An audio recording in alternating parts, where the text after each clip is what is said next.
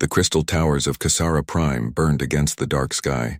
Juan stood at the window of the High Council chamber, watching his world die. Below him, the city that had stood for 10,000 years was crumbling. The beautiful spires that once caught starlight and turned it into music now lay broken like shattered glass. High Counselor. Nari's voice was soft behind him. The eastern districts have fallen. The machines are moving toward the central core. Juan turned from the window. Nari was young for a Villani, barely past her second century. Her pale blue skin had turned almost white with fear, and her large eyes reflected the fires outside. Like all Villani, she was tall and thin with long fingers made for creating art, not weapons. "How long do we have?" Juan asked. "Maybe 6 hours. The energy shields are failing.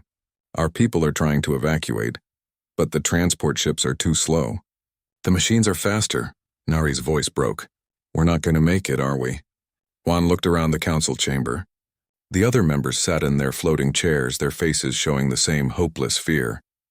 The Villani had never known war. For thousands of years they had lived in peace, creating beautiful things and sharing knowledge with other worlds. They had no armies, no weapons, no idea how to fight. The harvesters had come without warning. The mechanical swarms appeared at the edge of their system 3 days ago. At first, the Villani thought they were just asteroids or space debris. Then the machines started moving with purpose, heading straight for their world. The harvesters were not alive, but they were not dead either. They were something in between, machines that ate everything they found and used it to make more machines. They had no interest in talking or trading. They only wanted to consume. "Counselor Tay," Juan called to the military advisor. "What about our defenses?" Tay was the closest thing the Villani had to a warrior, but even he looked lost. "Our energy barriers are breaking down. The patrol ships we sent out—" He stopped, unable to finish. "They're gone," Nari whispered. "All of them." The machines tore them apart in minutes. Through the window, Juan could see the harvester drones moving through the streets like metal insects. They were the size of small buildings with dozens of arms that could cut through anything. Behind them came the larger machines, the ones that looked like moving factories. These bigger machines ate the pieces the drones cut away, processing everything into new materials. "We have to call for help," Juan said finally. "Who would help us?" Tay asked. "The Altrurian Republic is too far away. The Crystalline Collective has their own problems. Even if they wanted to help, they couldn't get here in time." "Then we call everyone," Juan said. "We send a message to every star system in the galaxy. Someone will answer." Nari looked uncertain. "But sir, the emergency beacon protocols require approval from all council members, and we've never used the wideband distress signal before. It goes out to every system, even the restricted ones." "Restricted ones?" Juan asked. "The quarantine zones, the dangerous worlds, the places the Galactic Council marked as too risky for contact." Juan thought about this for a moment. Outside, another crystal tower fell with a sound like breaking bells. "Do it anyway. Send the message to everyone, everywhere." The other council members nodded slowly. They had no choice left. Nari moved to her communication station. Her long fingers danced over the crystal controls, setting up the emergency beacon. "What should I say? Tell them we're dying. Tell them our world is ending. Ask for help." Juan's voice was steady, but his hands shook. "Offer them anything they want in return." Nari began typing. The message was simple and desperate. "This is Kasara Prime in the Villani system. We are under attack by mechanical harvesters. Our defenses have failed. Our people are dying. We have perhaps hours before our world is consumed. We call upon any civilization that receives this message. Please help us. We offer all our knowledge, all our resources, all our gratitude to anyone who can save us. Please. We are running out of time." She looked up at Juan. "Ready to transmit on all frequencies?" "Do it." Nari pressed the final control. The message shot out into space, carried by hyperspace waves that would reach every corner of the galaxy. Then they waited. Minutes passed. Outside, the sounds of destruction grew louder. More towers fell. The evacuation ships were lifting off, but there weren't enough of them. Most of the Villani would have to stay behind. Then the communication system chimed. A response was coming in. "It's from—" "I don't recognize the system," Nari said, frowning at her displays. "The signal is coming from Sector 7842. That's marked as what?" Juan asked. "Quarantine zone. Deathworld classification." Nari's voice was barely a whisper. The message came through in rough, broken Galactic Standard. The translation was clumsy, like whoever sent it was using an old dictionary. Message received. Location confirmed. Fleet moving to your position. Maintain current position. Do not engage enemy forces directly. Humans coming. The council chamber fell silent. Everyone stared at the communication display. Humans? Tay said finally. Did they say humans? Nari checked her translation again. Yes, they said humans. Juan felt his blood go cold. Every civilized species in the galaxy knew about humans. They were the monsters from the quarantine world. The Deathworlders who scared even the bravest explorers. Stories about them were told to keep children from wandering too far from home. Maybe we should have been more specific about who we wanted help from, Tay said quietly. Outside, another building collapsed. The harvesters were getting closer to the council chamber. Soon they would reach the central core where the last of the Villani were hiding. It's too late to change our minds now, Juan said. Whatever humans are, they're coming. We can only hope they're better than the alternative. As if to remind them of that alternative, a massive explosion shook the building. Through the window, they could see one of the harvester factory ships moving through the city center, eating everything in its path. The Villani had called for salvation. Instead, they had summoned something that might be even more dangerous than the machines that were killing them. But as Juan watched his beautiful world burn, he realized that dangerous might be exactly what they needed. On the trade station orbiting Alturia Prime, Bach nearly dropped his tea when he heard the news. The Villani had called for help and humans were responding. Are you sure?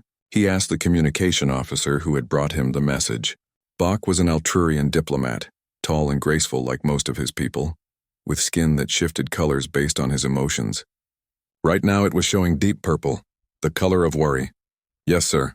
The hyperspace monitors picked up the human fleet moving through Sector 7840. They're heading straight for Villani space. Bach set down his tea with shaking hands. He was one of the few beings in the galaxy who had actually met humans face to face. The memory still gave him nightmares. It had been 50 years ago when the humans first made contact with the Galactic Council. Bach had been young then, eager to meet a new species. The humans had seemed normal enough in the early transmissions. Bipedal, roughly the same size as most civilized species, speaking in clear tones about peaceful contact. Then they had arrived. The human delegation had walked into the Grand Assembly like they owned it.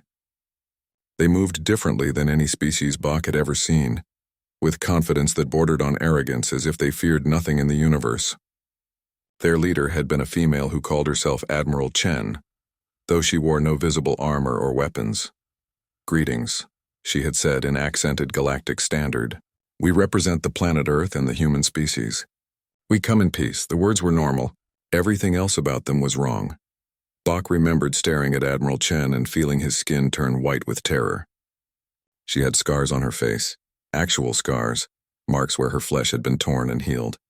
Among civilized species, medical technology prevented such things.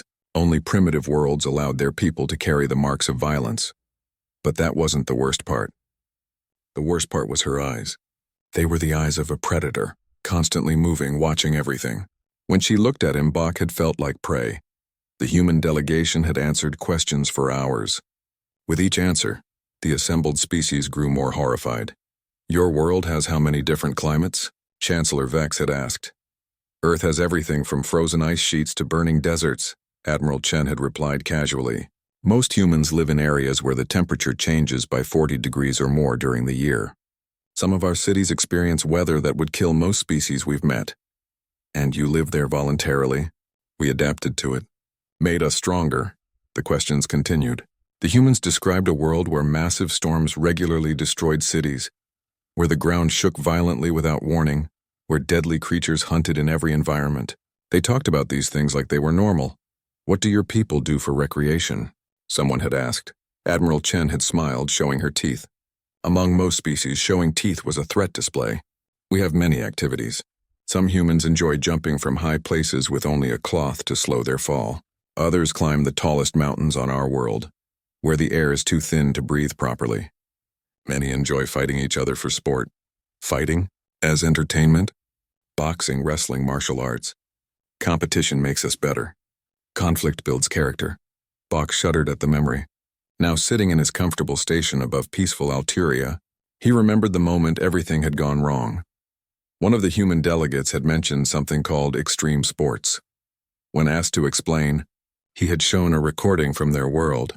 The assembled species had watched in horror as humans threw themselves off cliffs, rode dangerous animals, and deliberately put themselves in mortal danger for fun. "This is what you do for enjoyment?" Chancellor Vex had asked, his voice weak. "Some of us," the human had replied. "These are considered normal recreational activities on Earth." That was when the crystalline representative had fainted. The Zephyrian delegate had requested an immediate recess. 3 different species had quietly activated their emergency medical protocols. Bach rubbed his forehead, remembering how it had ended. The Galactic Council had politely thanked the humans for their visit, promised to consider their application for membership, and then immediately classified Earth as a Class X, Deathworld quarantined from normal galactic society. "They were the most terrifying beings I've ever met," Bach said to the communication officer, "and they were trying to be friendly." Across the galaxy on the research station near the Crystalline Collective, Saul was having similar thoughts. The crystalline being had spent decades studying what the galaxy called Deathworlder phenomena, the rare cases where sentient life evolved on worlds so dangerous that merely surviving required extreme adaptations. Saul's body, made of living crystal, chimed softly as he accessed his files on humanity. The data was incomplete but disturbing. Earth was classified as a Type 12 death world, the highest rating in galactic records. Most worlds with ratings above Type 6 never developed sentient life. The few that did usually produced species that were either extremely violent or extremely paranoid, or both. Humans seemed to be neither. They appeared to be relatively peaceful by their own standards. That was what made them so frightening. Soul's research had uncovered fragments of human culture and history. They were a species that had survived ice ages, asteroid impacts, volcanic eruptions, and dozens of other extinction-level events. They had evolved in an environment where everything, the weather, the animals, even the plants, was trying to kill them. But instead of becoming paranoid or overly aggressive, they had developed something else. They had learned to work together against impossible odds. They had developed concepts that didn't exist in galactic civilization: courage, sacrifice, determination in the face of certain death. Saul chimed again as he found a particular file.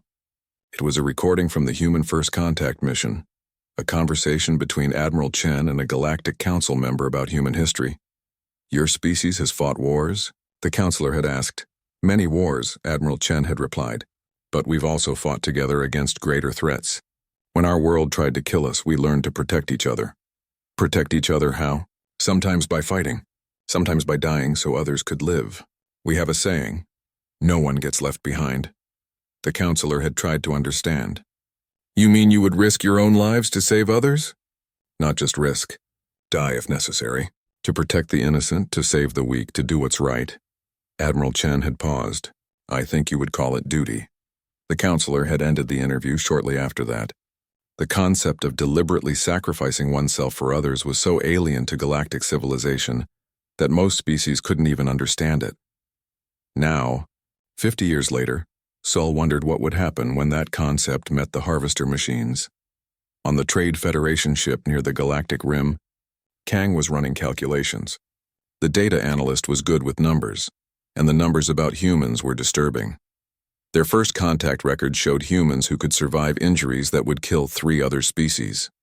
They healed faster than any known biology should allow.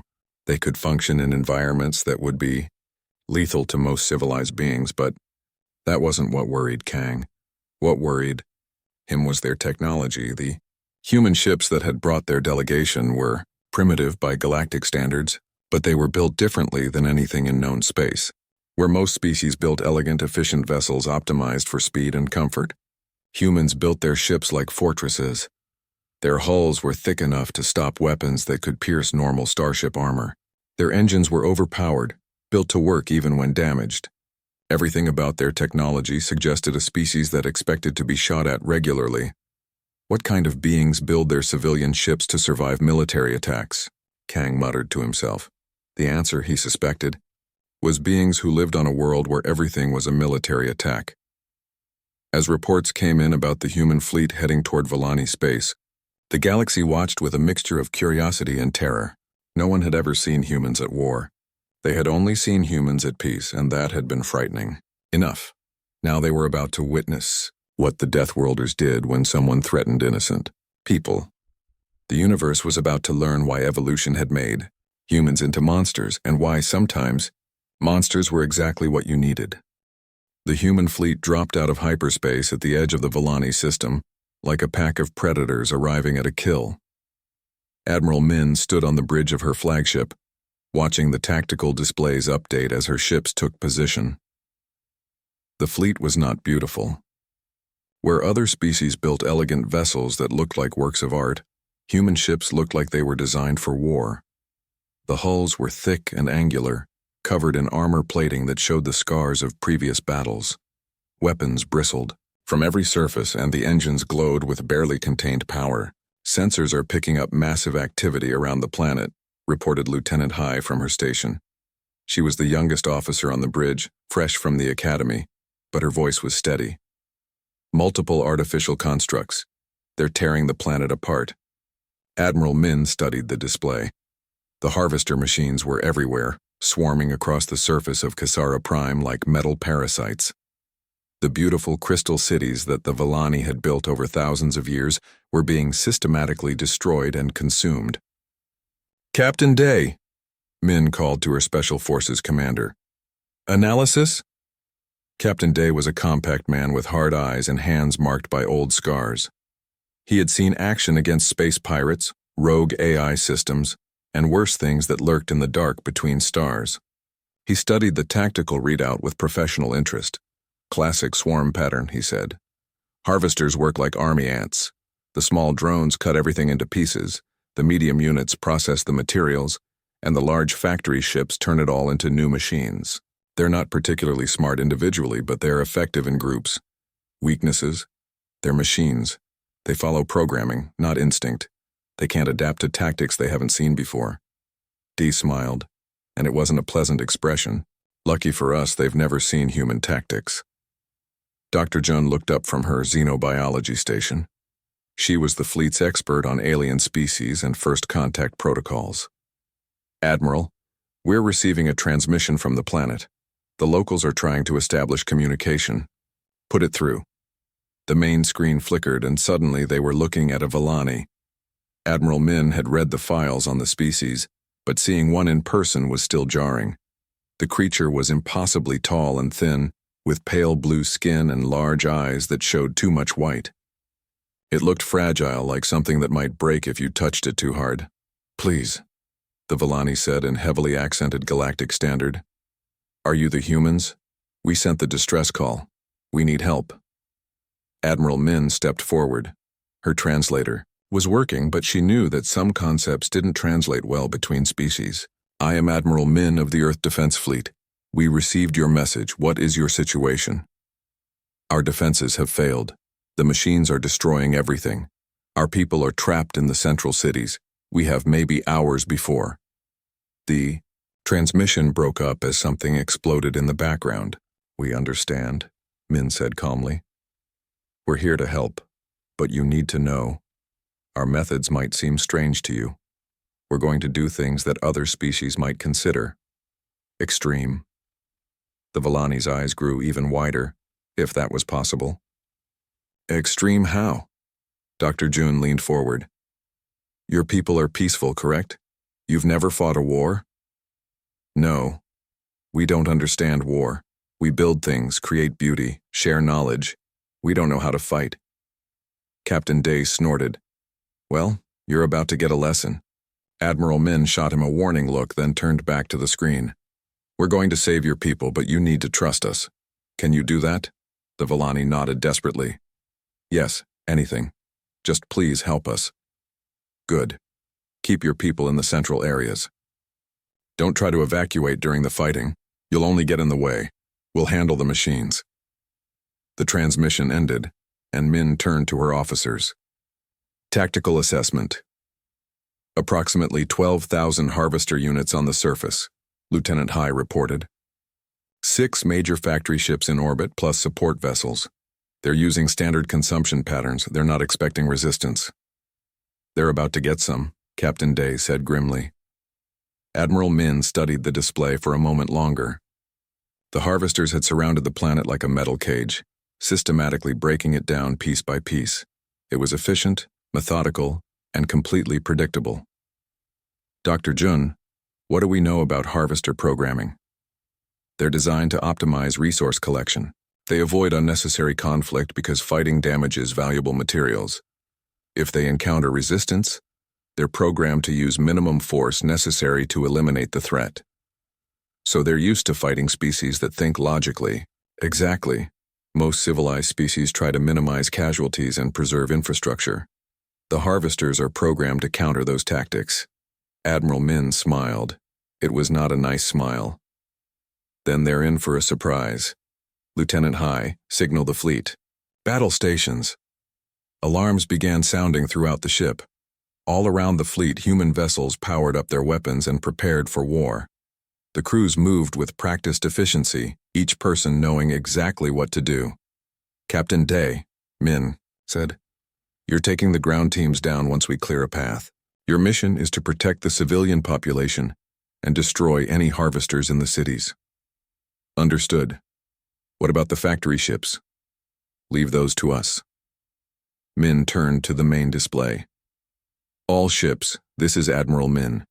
We have civilians on the ground and hostile machines in orbit. Our job is simple. Kill every harvester in this system and get these people to safety. She paused, looking at the tactical display one more time. 12,000 enemy units against a human fleet of 30 ships. In normal galactic warfare, it would be considered a hopeless battle. But humans didn't fight normal galactic warfare. Remember, she continued, harvesters are machines. They think like machines. They expect us to act rationally, to preserve our ships and minimize our losses. They expect us to fight like civilized beings. Around the fleet, human crews checked their weapons and prepared for battle. Many of them were veterans of the Outer Rim conflicts, where they had fought pirates, rogue AI, and things that were even worse. They had learned to fight in environments that would kill other species against enemies that showed no mercy. But we're not civilized, Admiral Min said quietly. We're humans. And these machines just made the mistake of threatening innocent people in front of us.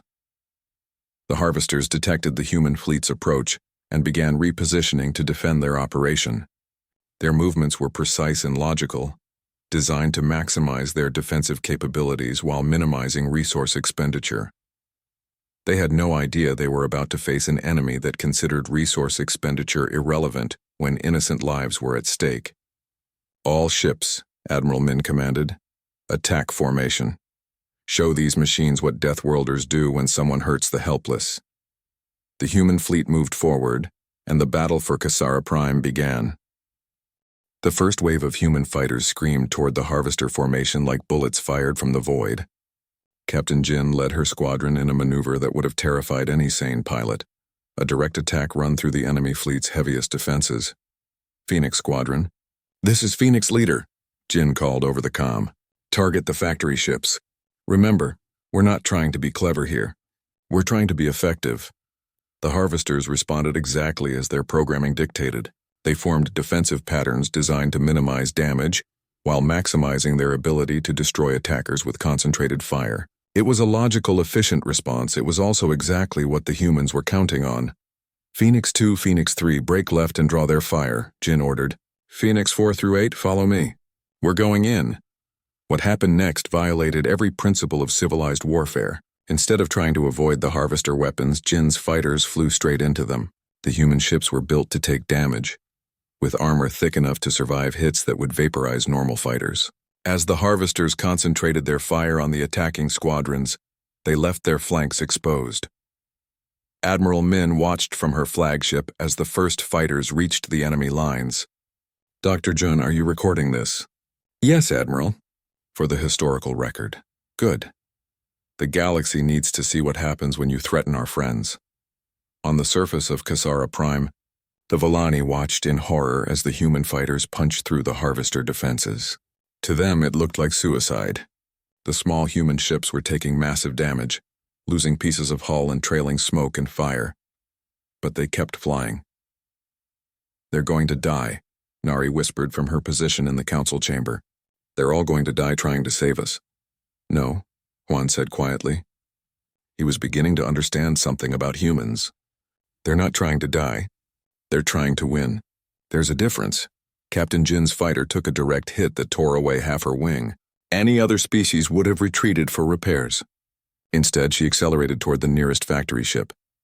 "Phoenix leader to all units," she called. "I'm going in. If my ship doesn't make it out, tell my family I did my job." "Negative, Phoenix leader," came a voice from her squadron. "You're not doing this alone. Phoenix 5 and 6 forming up on you." 3 human fighters, all damaged, all trailing fire, dove toward the massive harvester factory ship. The enemy vessel tried to shoot them down, but the humans were moving too fast and too unpredictably. At the last second, they released their payloads directly into the factory ship's hull and pulled away. The explosion lit up space like a new star. On Admiral Min's ship, Lieutenant Hai was staring at her instruments in disbelief. "Admiral, Phoenix Squadron just destroyed a factory ship with 3 fighters. The mathematics say that's impossible." "The mathematics never met humans," Admiral Min replied calmly. "Captain Day, you're clear for ground assault. Get down there and protect those civilians." Captain Day's Marines were already loaded into their dropships when the order came. Unlike the elegant transport vessels used by other species, human dropships were flying tanks designed to punch through enemy defenses and deliver troops directly to the battlefield. "Listen up," Day told his Marines as their ships launched toward the planet. "The locals are peaceful. They don't know how to fight, and they're counting on us to keep them alive. The enemy is machines, no mercy, no negotiation, just programming. Our job is to get between the machines and the civilians and hold the line until the fleet clears orbit." The dropships hit the atmosphere like meteors, their heat shields glowing white-hot as they punched through the air. Harvester drones immediately moved to intercept them, but the ships were built to survive atmospheric entry under fire. Sergeant Wu, leading the first ground team, watched the tactical display as his ship approached the landing zone. "Looks like we've got company waiting for us," he called to his squad. 15, maybe 20 drones in the immediate area." "Copy that, Sergeant," came the reply from his team. "Standard anti-machine protocols?" "Affirmative. Remember, these things are programmed to fight logical opponents, so don't be logical." The dropship slammed into the ground hard enough to crack the landing pad. Before the dust had settled, the Marines were already moving out, their weapons ready. The harvester drones were waiting for them, just as expected. What the drones weren't expecting was the way the humans fought. Instead of taking cover and engaging in a prolonged firefight, the Marines charged directly at the enemy positions. They used explosives not as weapons of last resort but as primary tools. When their guns ran out of ammunition, they switched to backup weapons. When those ran out, they used their tools as clubs. Sergeant Wu's team reached the first group of Volani civilians within minutes. The aliens were huddled in what had once been a beautiful garden, now torn apart by the harvester drones. They looked up at the armored humans with a mixture of hope and terror. "We're here to help," Wu said, his translator converting his words into Volani. "Stay close to us. We're going to get you to safety." One of the Volani, an elderly male with pale blue skin marked by age, stared at the human sergeant. "You're really going to protect us?" "That's what we do," Wu replied simply. As if to prove his point, a harvester drone chose that moment to attack. The machine was the size of a building, with cutting arms that could slice through steel. It moved toward the group of civilians with mechanical precision. Sergeant Wu stepped between the machine and the Volani. The drone's sensors registered the human and calculated threat levels. One small organic being against a machine designed to process entire buildings. The outcome should have been obvious. It fired its cutting beam at Wu. The sergeant dodged, rolled, and came up running directly at the machine. His rifle spoke once, twice targeting the drone's sensor array. The machine reeled back, momentarily blinded, and Wu used the opening to plant an explosive charge on its central processing unit. The explosion knocked him backward, but when the smoke cleared, the drone was scrap metal. "Impossible," whispered one of the Volani. "It was 10 times your size." "Size doesn't matter," Wu said, helping the alien to his feet. "What matters is knowing what you're fighting for." Across the planet, similar scenes were playing out. Human Marines were engaging harvester forces in close combat, using tactics that violated every principle of logical warfare. They fought harder when they were wounded, became more dangerous when their situation grew desperate, and seemed to have no concept of acceptable losses when civilian lives were at stake. In orbit, the space battle was reaching its climax. The human fleet had taken heavy casualties, but they had also destroyed 4 of the 6 Harvester factory ships. The remaining machines were trying to retreat and regroup, but Admiral Min wasn't letting them escape. "All ships pursue and destroy," she ordered. "Don't let a single machine leave this system." "Admiral," Dr. Jun said quietly, "we've lost almost half the fleet. By any reasonable measure, we should withdraw and call for reinforcements." Admiral Min looked at the tactical display, showing the scattered human ships still fighting against overwhelming odds. Then she looked at the planet below, where her Marines were protecting innocent civilians with their lives. "Dr. Jun," she said, "when has humanity ever done the reasonable thing?" The final Harvester factory ships were desperately trying to escape when Captain Jin's reformed squadron caught up with them. Her fighter was held together with emergency repairs and determination, but she still had weapons and the will to use them. "All right, people," she called to her surviving pilots. "One more time. Let's show these machines what humans do when someone threatens our friends." The last of the Phoenix Squadron dove toward the enemy ships, their damaged fighters moving like wounded predators going in for the kill. Behind them, the planet Kasara Prime was safe, its people protected by beings who had come from the darkest corner of the galaxy to stand between the innocent and the dark. The Harvesters had made a simple mistake. They had attacked defenseless people in front of humans, and humans never forgave that kind of mistake. The silence after the battle was almost as unsettling as the fighting had been. Kasara Prime's orbit was filled with the wreckage of Harvester machines, their metal corpses drifting in the void like mechanical ghosts. The human fleet hung in space around them, battered and scarred but victorious. Admiral Min stood in her flagship's medical bay looking at the casualty reports. 14 ships lost, over 3,000 human lives ended, another 1,000 wounded. By the standards of galactic warfare, it was a disaster. By human standards, it was Tuesday. "Admiral," Dr. Jun approached with her datapad, "the Villani are requesting permission to come aboard. They want to thank us," Min nodded tiredly. "Send them to conference room 3, and Jun, make sure they understand that what they saw today was not unusual for us. This is what we do." On the planet's surface, Sergeant Wu was helping to clear the last of the Harvester debris from the civilian shelters. The Villani watched him work with expressions of awe and confusion. Several times they had tried to help, but their fragile bodies couldn't handle the heavy lifting that Wu did without thinking. "Sergeant," one of the Villani approached him. It was the elderly male from the garden, the one who had asked if the humans would really protect them. "I wanted to say, thank you. You saved our lives." Wu paused in his work, looking at the alien with tired eyes. "Just doing our job. But you lost so many of your people. So many died for us. How do we repay that?" The question seemed to confuse Wu. "Repay? You don't repay it. You just live good lives. Be kind to each other. Make your world beautiful again. That's payment enough." The Villani stared at him. "You really mean that, don't you?" "Yeah, we didn't come here for payment. We came because you needed help." An hour later, a small delegation of Villani stood in the conference room of Admiral Min's flagship. High Counselor Huan led the group, with Nari and Tai beside him. They looked around the room with wide eyes, taking in the utilitarian design and the scars on the walls from previous battles. "Admiral Min," Huan began formally, "on behalf of all Villani, I want to thank you. You saved our world. You saved our people. Many of you died for us, complete strangers. We don't understand why you would do such a thing." Admiral Min studied the alien delegation. They were so different from humans. Tall, fragile, built for creating beauty rather than surviving horror. "Counselor Huan, can I ask you something? When you sent out that distress call, who did you expect to answer?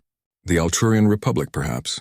The Crystalline Collective, civilized species who might have resources to spare for humanitarian aid. And if they had come, what would they have done?" Huan thought about it. They would have negotiated with the Harvesters, perhaps.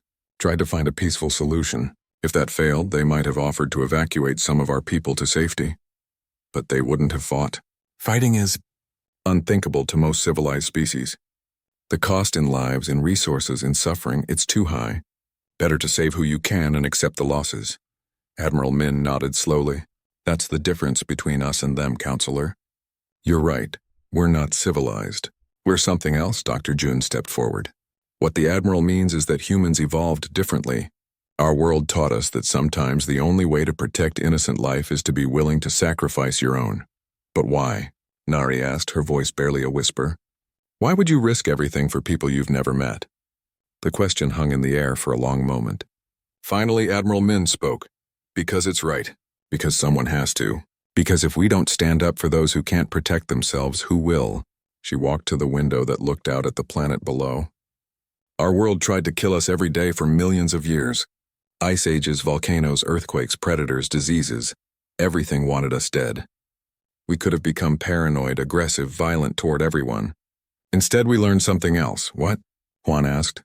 We learned that the strong protect the weak. We learned that you never leave anyone behind. We learned that some things are worth dying for. She turned back to the Villani delegation. You call us monsters because we're willing to fight and die. Maybe you're right.